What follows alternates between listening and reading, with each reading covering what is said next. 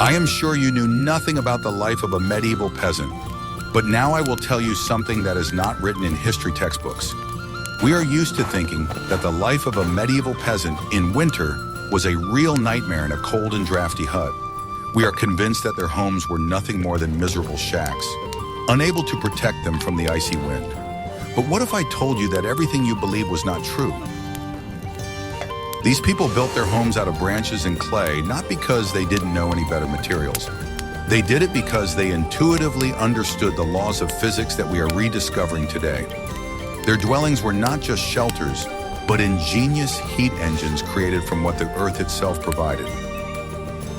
Watch the video to the end, and you'll learn how a simple mixture of clay and straw could withstand freezing temperatures more effectively than some modern materials, and why a low door was a sign of intelligence, not poverty.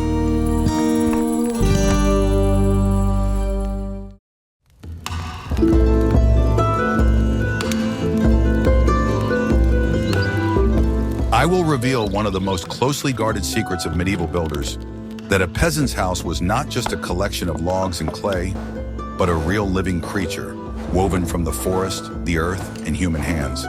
It breathed, creaked, absorbed moisture, and gave off heat as if it had a heart of its own. Its creation did not begin with a blueprint, but with a trip to the forest, where it was necessary to find the right trees, grown on dry soil, strong but flexible, obedient to the axe and knife. The selection of wood was a whole ritual. The forest was not cut down whenever it came to mind, but at a strictly defined time, most often in winter when the sap in the trunks froze. This way the wood warped less and lasted longer. Preference was given to hazel, willow, and ash, species that combined flexibility with strength. These branches did not break but bent, obeying the hands of the craftsman. Older peasants taught young people to look not only at the thickness or smoothness of the trunk, but also at the character of the tree, where it grew, under what wind, how it held its knots. Each choice was based on intuition, born of centuries of human interaction with the forest. The frame of the future house, called a wattle, was a dense lattice of vertical posts between which horizontal rods were woven. It was not a primitive weave, but rather a complex structure where each element had a meaning. The vertical posts provided strength, and the horizontal branches provided flexibility. The house resembled a giant basket, ready to receive its clay filling. This flexibility was no accident. It turned the building into a wind-resistant structure that could spring slightly with gusts of wind or ground movement without cracking or collapsing. Such a frame could serve for decades. It did not just stand, it worked. Branches intertwined at different angles created natural air pockets that retained heat and at the same time prevented the wall from getting damp. When the wind hit the wall, it vibrated slightly, dispersing the force of the impact throughout the structure. Stone houses cracked under such loads, but these bent and straightened again. The process of weaving the walls was not just physical labor, but almost a ritual of unity. Women and men worked side by side, weaving hundreds of flexible branches. Each bend, each movement repeated what birds once did when building their nests. The work proceeded to the measured crackling of branches, the smell of fresh bark, and quiet conversation. People did not just build a dwelling. They wove themselves into it, their hands, their breath, the breath of the forest. It is amazing how well thought out this system was. The northern walls were made denser with smaller gaps so that the cold wind would not penetrate inside. The southern walls, on the other hand, were woven a little more loosely so that the house could breathe and moisture would not accumulate inside. This balance between density and permeability created natural ventilation. All this was done without thermometers or drawings, only through experience and observation. When the frame was ready, it already looked alive. They bent it but did not break it, tied it with bast ropes, and secured it with wooden pegs. Sometimes they even used clay mixed with straw to reinforce the joints. Only then did they begin to plaster the frame, creating the clay layer that transformed it into a wall. But it was the wood that remained the soul of the house. Its strength, flexibility, and ability to work with the environment made the structure surprisingly stable. The branches took on the moisture, the wind, and the weight of the clay, maintaining balance. Even years later, the wood continued to live, creaking in the frost, squeaking in the sun, as if reminding us that a house is not a prison made of wood, but an extension of it. The peasants did not consider themselves superior to nature. They did not subjugate the forest, but cooperated with it. The house was built not in spite of nature, but together with it. That is why such dwellings could stand for centuries, not collapsing, but aging beautifully, like an old tree in the forest. This technology was born not from engineering calculations, but from observation. People saw how birds intertwined branches, how beavers built dams, how the wind dried clay in the sun. They simply transferred these natural principles to the human scale. Thus, the peasant house became not just a shelter, but a symbol of the symbiosis between man and nature. Simple, ingenious, and eternal. We would love to hear your opinion. What do you think about this approach to construction, where a house is perceived as a living being? Write about it in the comments, and don't forget to subscribe to learn more secrets of the past.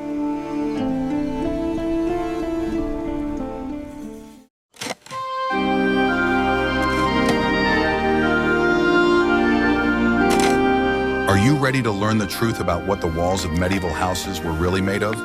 They weren't just clay, as is often imagined. The second key component of ancient technology, the so-called daub, was a carefully thought-out mixture in which every detail mattered. It was the result of centuries of observation and experimentation, allowing warm, strong, and durable houses to be built from readily available materials. The basis of the mixture was clay, a binding agent that gave the mass plasticity and adhesion. But pure clay, as builders knew, cracks when it dries. Therefore, sand, fine gravel, or crushed shells were added to it. These components acted as a reinforcing filler, preventing shrinkage and cracking. The proportions were a matter of experience. Too much sand and the wall would crumble, too little and it would crack. In each locality, the recipe was selected according to local conditions, by eye, and by touch. But the real magic happened when organic matter was added to the mixture. Straw, dry grass, reeds, or even flax. These fibers turned clay into an ancient analog of composite, a material that combines flexibility and strength. The straw acted as reinforcement. It prevented the mass from breaking when it dried, distributed the load, and added elasticity. At the same time, an air layer was created between the fibers, which significantly improved thermal insulation. In essence, a wall made of clay and straw worked like a thermos. It heated up slowly and cooled down slowly. Sometimes another important component was added to the mixture: manure from herbivorous animals, most often cows. This may sound unpleasant to modern people, but in those days it was a valuable building material. The manure contained undigested grass fibers, which strengthened the structure of the mixture, as well as enzymes that made it more malleable. After drying, the wall became dense, smooth, and completely odorless. Moreover, it was thanks to the manure that it was more resistant to moisture and mold. The process of preparing daub was no less important than its composition. All the ingredients were dumped into a large pit, covered with water and mixed. This was done not with shovels, but with feet, kneading, trampling, and turning until the mixture became thick and viscous. This could take a whole day, and sometimes several. It all depended on the weather and the volume. Often the whole family would come to help, and the children would happily jump into the clay, turning work into play. The finished mixture was applied to the wall by hand, directly over a frame of intertwined branches, wattle. This frame served as a kind of skeleton that held the mixture in place.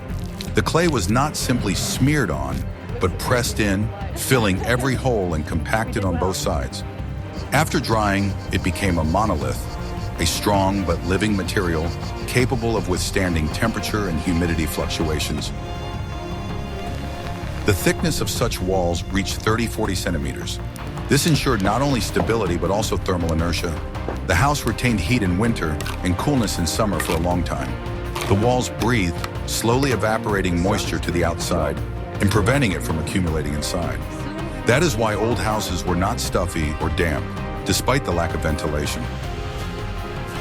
The walls dried slowly in the open air, sometimes over several weeks.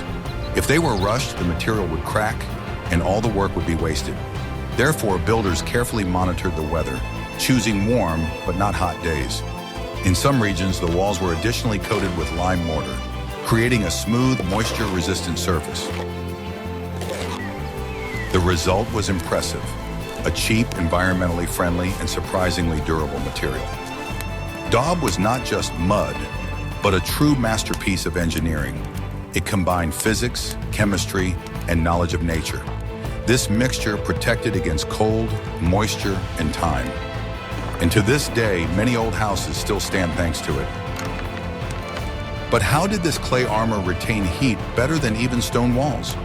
In the next chapter, we will examine how medieval builders transformed simple clay into an invisible thermos, creating homes where it was possible to live without a stove, even in the cold of winter.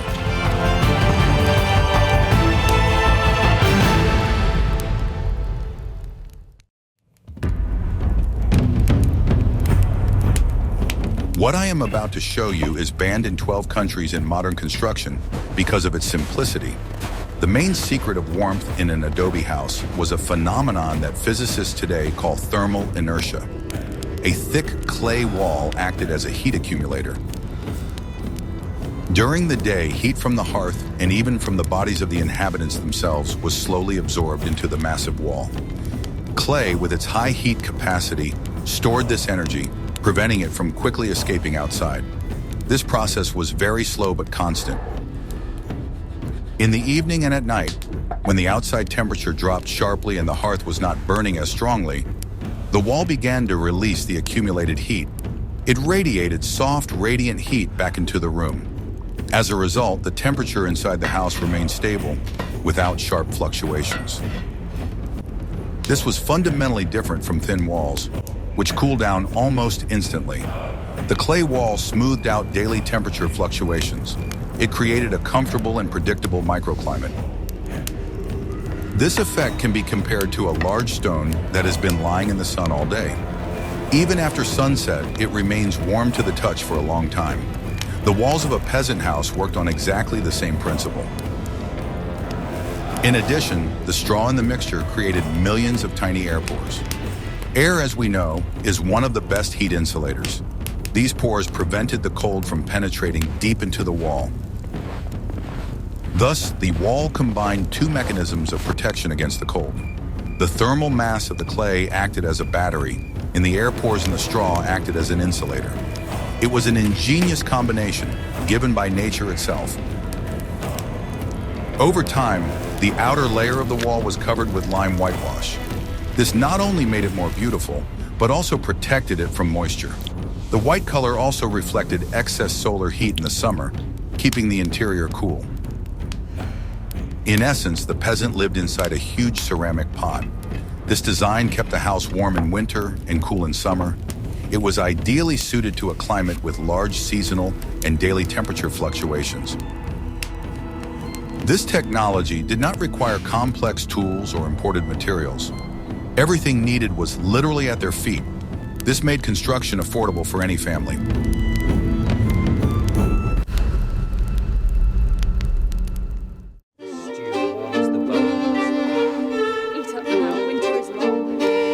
What if everything you were taught about medieval life is outdated? The heart of any peasant house was an open hearth. It was located in the center of the only room, and this was no accident. This arrangement allowed the heat to spread evenly in all directions. The hearth heated not only the air, but also the floor, walls, and all objects in the room. It was the central point around which all life revolved. Smoke from the hearth was a serious problem, as chimneys in peasant houses appeared much later. The smoke rose and escaped through a special opening in the roof. To reduce the amount of smoke, only well-dried firewood was used. Often, a large wicker or wooden box coated with clay was hung above the hearth. This smoke trap helped to collect the smoke and direct it precisely to the opening in the roof. It was a simple but effective solution. The floor around the hearth was earthen or clay. This made it fireproof. Sparks flying out of the fire simply extinguished on such a surface. The hearth was not only a source of heat, but also the center of social life. The whole family gathered around the fire, where they cooked food, did crafts, and told stories. It was a symbol of home and security. The heat from the fire also helped keep the room dry. The constant circulation of warm air prevented dampness and mold. This was important for the health of the inhabitants. The efficiency of the hearth depended on constant care. It had to be regularly cleaned of ash, and the condition of the smoke hole had to be monitored. Maintaining the fire was one of the main daily responsibilities. The fire in the hearth burned almost constantly during the cold season. At night, it was not completely extinguished, but smoldering coals were left under a layer of ash. This allowed it to be quickly rekindled in the morning without wasting time and energy. But even the hottest hearth would be useless without additional protection from the cold. How did peasants turn ordinary straw into highly effective insulation? In the next chapter, you will learn how a straw blanket for the whole house was made.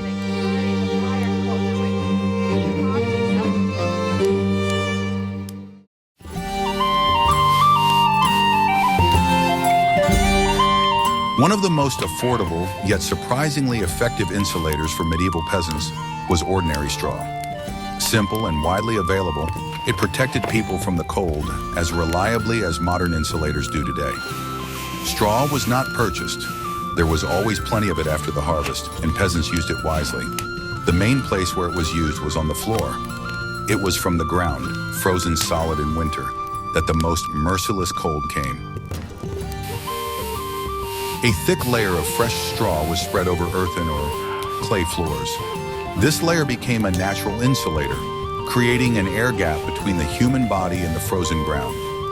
The air trapped between the stalks did not conduct heat well, so even barefoot, it was possible to walk on such a floor without feeling the icy cold.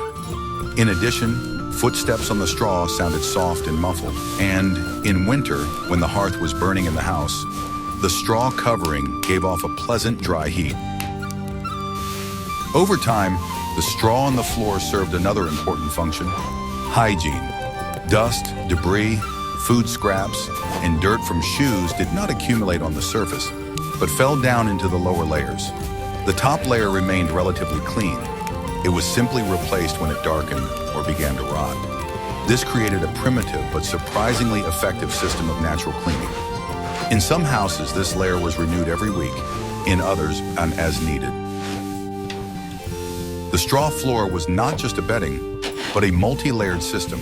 Over time, the lower layers compacted, turning into an almost dense carpet that became warmer and harder. Sometimes fresh layers were added to the old ones, creating a soft cushion underfoot, 20 to 30 centimeters thick, and sometimes even more. Such flooring retained heat well and softened the impact of walking, which was especially important in houses where the floors did not have boards. But straw protected more than just the feet. It was also actively used to insulate walls.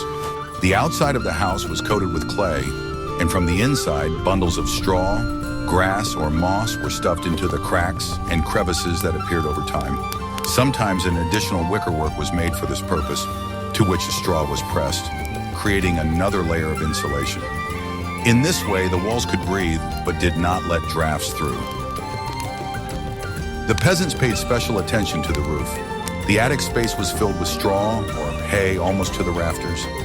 Most of the heat is lost through the roof. They knew this even without thermometers. A thick layer of straw retained warm air inside and protected the house from freezing. In winter, it served as a kind of down blanket, and in summer as a shield from the heat. The roof did not overheat in the sun, and even in the hottest season, the house remained cool. Dry grass, moss, leaves, or even animal hair were often mixed into the straw. These additives enhanced the thermal insulation properties and helped to maintain the structure of the layer, preventing it from quickly clumping together. Everything that nature provided was used wisely. Peasants did not throw away anything that could be useful. To keep the straw usable, It was stored with special care. Any moisture turned it into dust and could cause rotting or mold. Therefore, each farm built separate sheds or barns where the straw was kept dry and loose until the next season. Sometimes it was sprinkled with ash to repel insects. The use of straw is an example of a truly waste-free economy. After the harvest, it was not considered rubbish. On the contrary, it became the basis of life.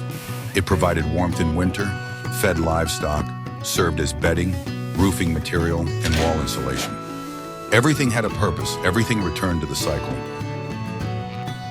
This was the wisdom of peasant life, turning the simplest things into the indispensable. And in every house where straw rustled on the floor, there was a feeling of comfort that money could not buy.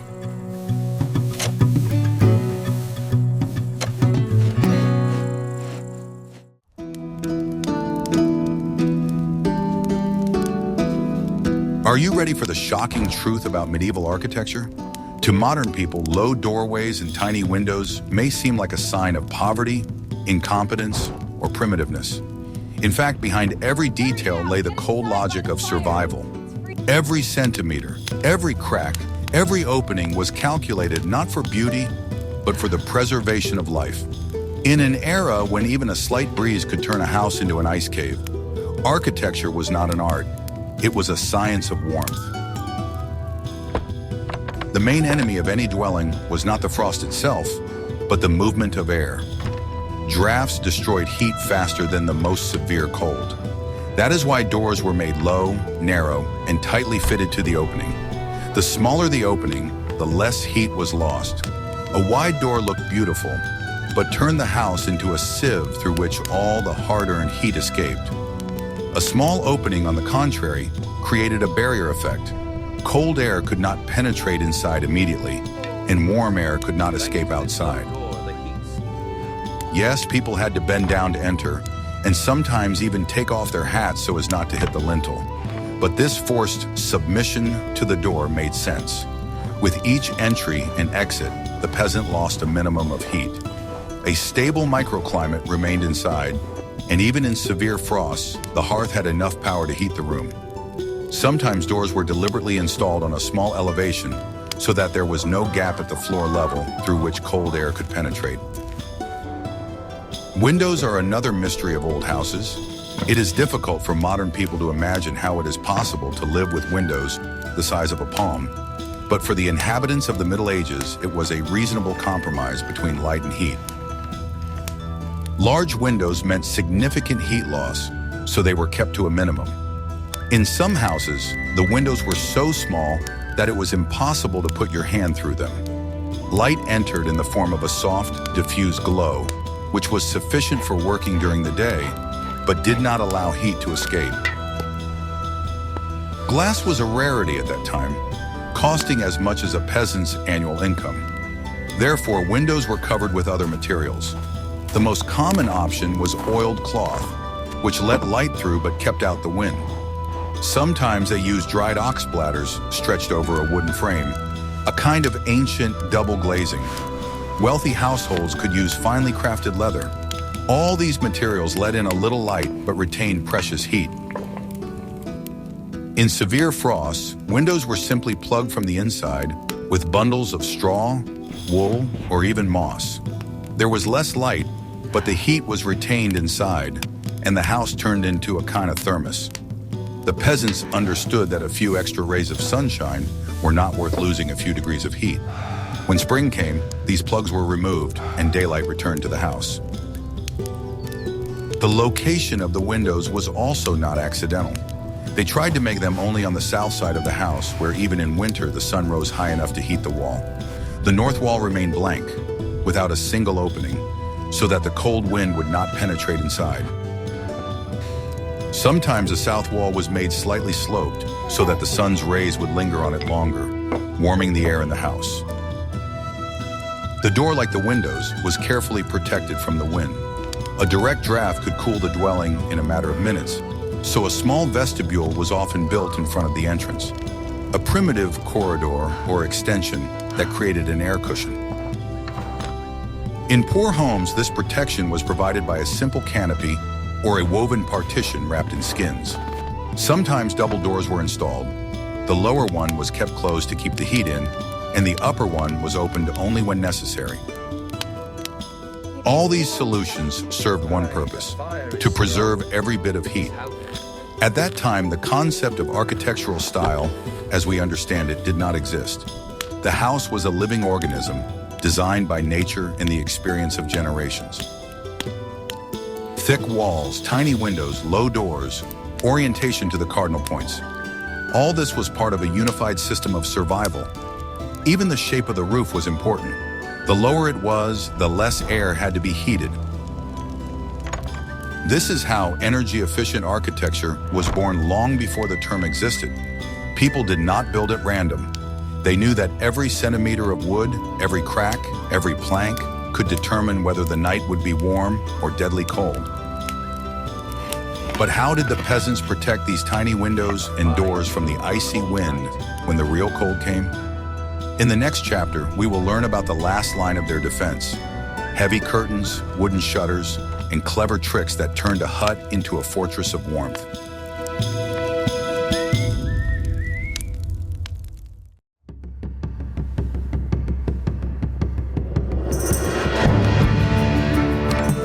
Even the smallest window openings needed extra protection.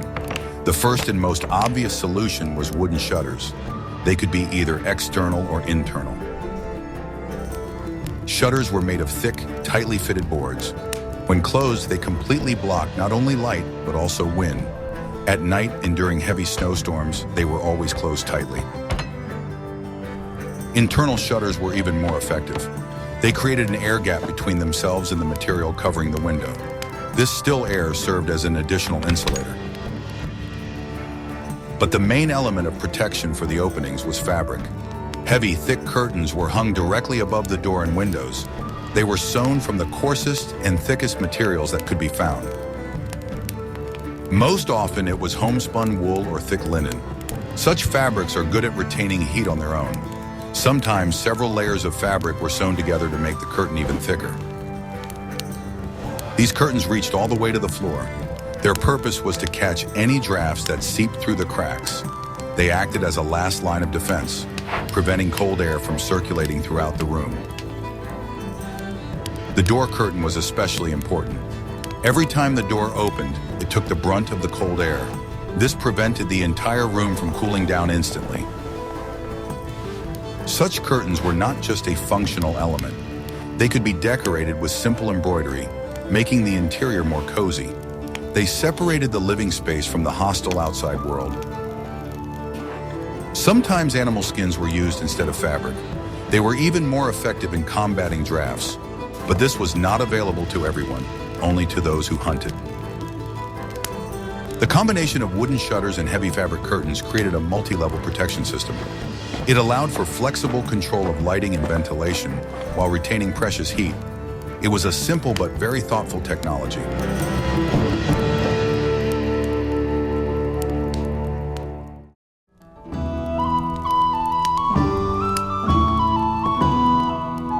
The roof was one of the most important elements in the home's heat conservation system.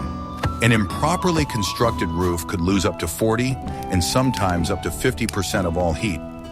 In conditions where every crack could be a source of cold, the peasants understood that the life of the whole family depended on how the roof was constructed. Their solution turned out to be surprisingly simple, but at the same time almost engineering-like. A thatched roof that combined warmth, strength, and natural logic. Not just any straw was used for roofing, but strictly defined materials. Long stem reeds and rye straw were most valued. Flexible, dense, smooth, and with a natural layer of wax on the surface that repelled water. This material did not get wet or rot even after many years. The straw was harvested in advance, usually in the fall, immediately after the harvest, selecting stalks that were not damaged by sickles or broken. Then it was dried under awnings, turning it every day so that no moisture remained. Only perfectly dry material was suitable for roofing. The process of laying a thatched roof was a true art, requiring experience and patience. The work began at the bottom, at the eaves, gradually moving upward. Each layer overlapped the previous one by several tens of centimeters, like fish scales. This prevented water from penetrating inside even if it rained all day long. The craftsmen knew that the denser the laying, the longer the roof would last. Sometimes wooden rods or bast ropes were used to secure the layers, tying them to the crossbars inside the rafter system. The thickness of such a roof was astonishing, up to ½ a meter or more. This massive layer served not only as protection from rain and snow, but also as an excellent heat insulator. Inside, between millions of straws, air was trapped, man's main ally in the fight against the cold. The air did not move, which meant that it did not transfer heat to the outside. Under such a roof, the house literally breathed warmth, maintaining a stable temperature even in severe frosts. A properly laid thatched roof was remarkably waterproof. Water could only penetrate the top layer, a couple of centimeters, and then flowed down the smooth stalks without reaching the wooden lathing. This made the house virtually invulnerable even during prolonged rains. The wood under the roof remained dry, and the interior rooms remained warm and protected. The angle of the roof was also an important factor. The steeper it was, the better the snow and rainwater ran off. Therefore, roofs were built at an angle of at least 45–50 degrees, and in northern regions, even steeper, so that snow would not accumulate and put pressure on the rafters. At the same time, the snow that did accumulate played a useful role. It created an additional layer of thermal insulation. A house under a snow cap became even warmer, as if wrapped in a soft blanket. The thatched roof, like the clay walls, was a living, breathing organism. It allowed air to pass through and moisture from inside to evaporate outside. This was especially important in the winter months, when smoke from the hearth saturated the air with moisture. Thanks to this natural ventilation, the wooden rafters did not rot, and the attic space remained dry and healthy. Despite its apparent simplicity, a thatched roof required care and attention. Every spring, it was inspected to check whether the wind had torn out any tufts of straw or whether birds or mice had settled in it. Damaged areas were easily replaced with new ones. This way, the roof could serve for decades. In some villages, reed roofs lasted 40 or even 50 years without requiring serious repairs. A thatched roof was not just an element of a house, but a reflection of the philosophy of peasant life. It combined affordability, efficiency, and care for nature. Everything it was made of was part of the surrounding world. The field, the sun, the wind. And therein lay its secret. The roof did not resist the elements, but worked with them. Under such a roof, the house became a living creature, warm, breathable, resistant to rain and cold. It embodied the unity of man and nature, which we have almost lost today. And that is why many old houses, covered with straw hundreds of years ago, still stand today, as a reminder of a time when architecture was not fashion, but wisdom.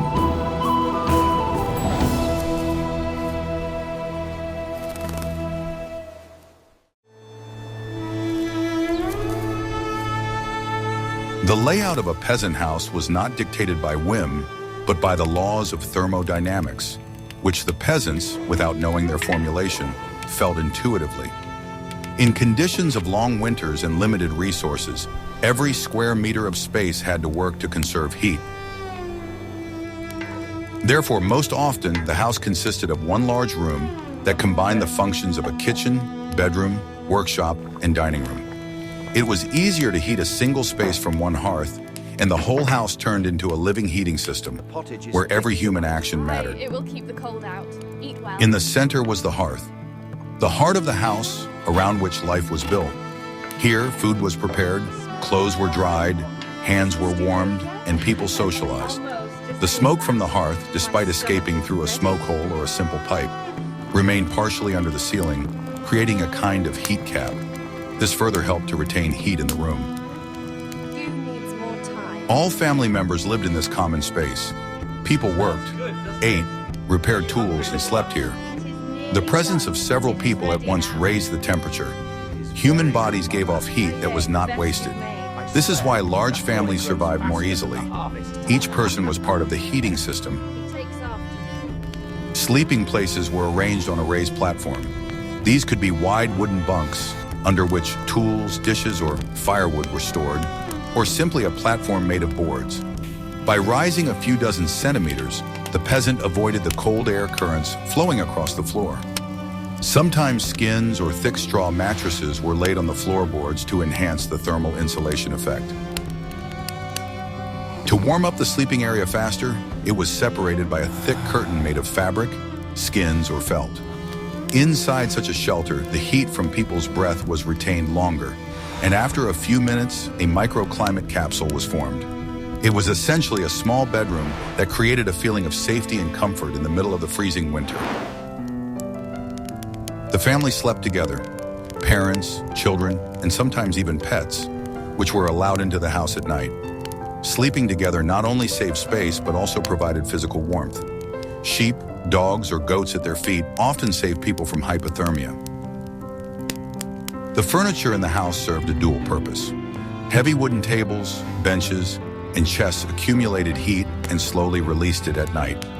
Even dishes, utensils, and woven rugs played a role. The more items there were in the room, the less free space there was for cold air to circulate. It wasn't just people who feared the cold. Food and seeds also needed to be protected. Grain, vegetables, and dairy products were stored closer to the hearth, where the temperature was stable. Sometimes wooden shelves were placed along the walls so that valuable supplies would not lie on the cold floor.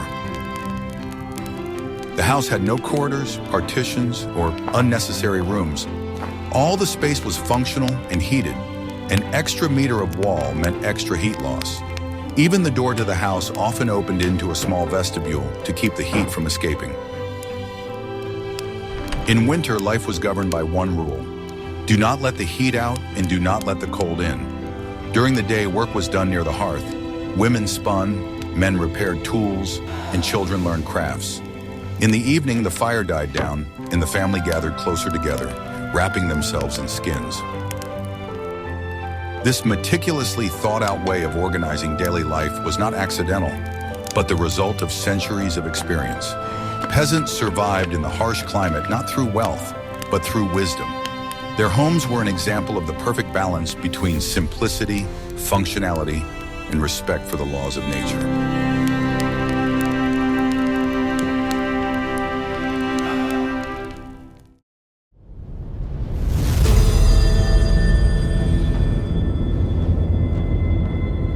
Even in the warmest house, it was impossible to do without the right clothing. It was the last and most important line of defense. Personal armor against the cold that worked day and night. People could warm themselves by the hearth, shelter under a roof, or hide from the wind behind thick walls. But all of this was meaningless if the body was not properly insulated. Clothing was not just a part of everyday life. It was a life support system, created based on the experience of generations who knew that a mistake in the choice of fabric or cut could cost a life. The main principle of this protection was layering. One layer was not enough, just as one log is not enough without a fire around it. Each layer of clothing had its own function. The inner layer wicked away moisture, the middle layer retained heat, and the outer layer protected against wind and precipitation. The wardrobe was based on two materials, linen and wool, which complemented each other perfectly. Linen was used for undergarments and underwear. It was light, hygroscopic, and quickly absorbed sweat. Wool, on the other hand, served as a barrier. Even when wet, it retained heat, preventing the cold from penetrating the body. People dressed according to the principle of atmospheric layers: a linen shirt, a woolen tunic on top, then a thick caftan or cloak. Between the layers were micro spaces filled with air, which became a natural insulator. These layers retained heat better than any fur, creating an invisible thermal shell around the body. Even inside the house, people did not take off their clothes completely. Taking off the outer layer of street clothes was acceptable, but staying in just a shirt was considered reckless. During the cold season, the body had to be protected at all times. Clothes not only kept you warm, but also made you feel safe. People often slept in the same tunics they worked in during the day, just adding a fur cape or skin on top. Headwear was no less important than footwear. Up to a quarter of body heat was lost through an uncovered head, and peasants knew this. Therefore, even at home, they wore simple woolen caps, bonnets, and hoods. Women tied scarves around their heads while men wore caps or felt hats. On their feet, they wore woolen stockings and footcloths, over which they put on simple leather shoes, often with fur inside. Sometimes they additionally wrapped their feet in rags, straw, or moss to create an extra layer of insulation. Clothing was designed not only to retain heat, but also to allow movement. People worked constantly. Women spun, wove, and cooked by the fire, while men repaired tools, crafted, and chopped wood. Any activity generated heat, and clothing should not interfere with this. It was loose-fitting, allowing freedom of movement, but thick enough to retain its shape and keep out the cold air. Body heat, the warmth of breath, the warmth of labor, everything contributed to the overall balance of survival. Even food was part of this balance. In winter, food became fuel: soup, thick porridge, meat, bread, milk. Everything was served hot. Hot food warmed them from the inside, and fats and carbohydrates helped the body generate its own heat. People knew this not from science, but from experience. A cold lunch meant a cold night. When the day ended, clothing did not lose its role.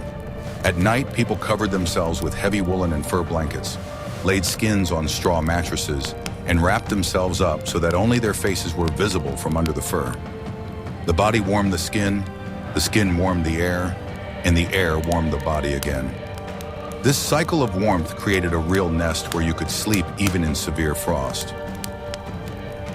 Families slept together under one shelter. Children, parents, sometimes even pets. Everyone shared the same warmth. This made it possible to survive at temperatures when ice crunched outside the walls of the house and the beams creaked. Even the daily routine was subject to the rhythm of the cold. People got up at first light, not only because they had to work, but also because movement kept them warm. They went to bed shortly after sunset, when the fire in the hearth was dying down and the temperature in the house was dropping. They saved wood, energy, and heat. Survival in winter was a complex equation where every little thing mattered. The house, the hearth, clothing, food, even the habit of moving or sitting closer to the wall. Clothing was the last layer of this system, completing the entire cycle. It did not just protect, it turned a person into an autonomous source of heat, living proof that knowledge of nature is stronger than its cold.